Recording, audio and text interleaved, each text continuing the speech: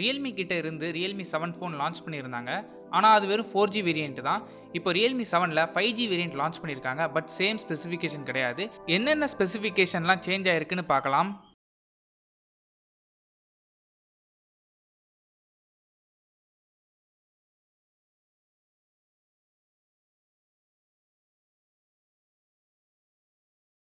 First of all இந்த phone இந்தியாவிலையும் launch பண்ணல, சைனாலையும் லான்ச் பண்ணல. ஒரு சேஞ்சுக்கு இப்போ யூரோப்பில் லான்ச் பண்ணியிருக்காங்க.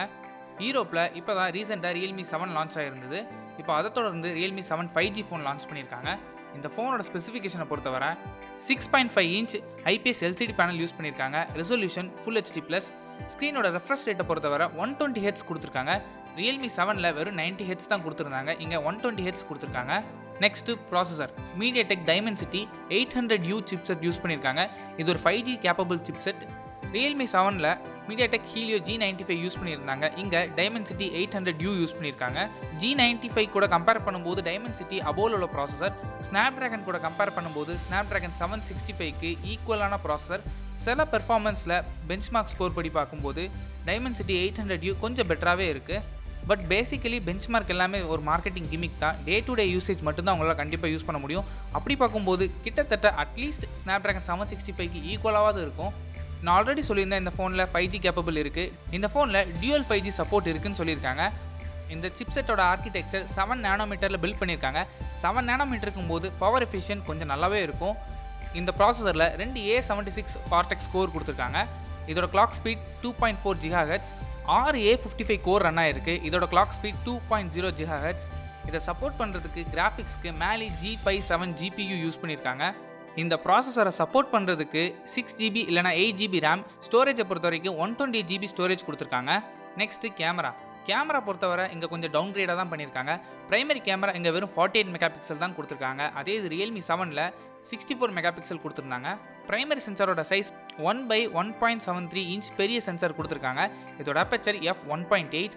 செகண்டரி சென்சார் ஒரு 8 மெகாபிக்சல் அல்ட்ரா வைட் லென்ஸ்.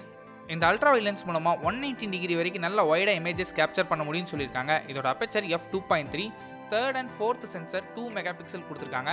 இதில் தேர்ட் சென்சர் மோனோக்ரோம் சென்சர், அப்புறம் ஃபோர்த் சென்சர் மேக்ரோ லென்ஸ் கொடுத்துருக்காங்க. Next software. இந்த ஃபோன் Android 10ல் தான் ரன் ஆகுது.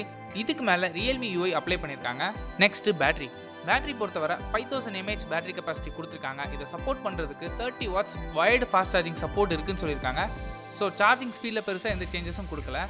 நெக்ஸ்ட்டு ப்ரைஸிங் பொறுத்தவரை பேஸ் வேரியண்ட்டான 6GB 128GB வேரியண்ட் €279 லான்ச் பண்ணியிருக்காங்க. பட் இங்கே Black Friday சேல் வந்து இப்போ ரன் ஆகிட்டு இருக்கு. பிட்வீன் 27லேருந்து 30 நவம்பர் அப்படிங்கிறதுனால €229 லான்ச் பண்ணியிருக்காங்க.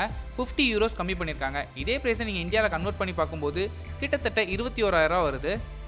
பேசிக்கலி எப்போவுமே யூரோப்பியன் ப்ரைஸ் கொஞ்சம் அதிகமாக தான் இருக்கும் மற்ற மார்க்கெட்ஸை விட.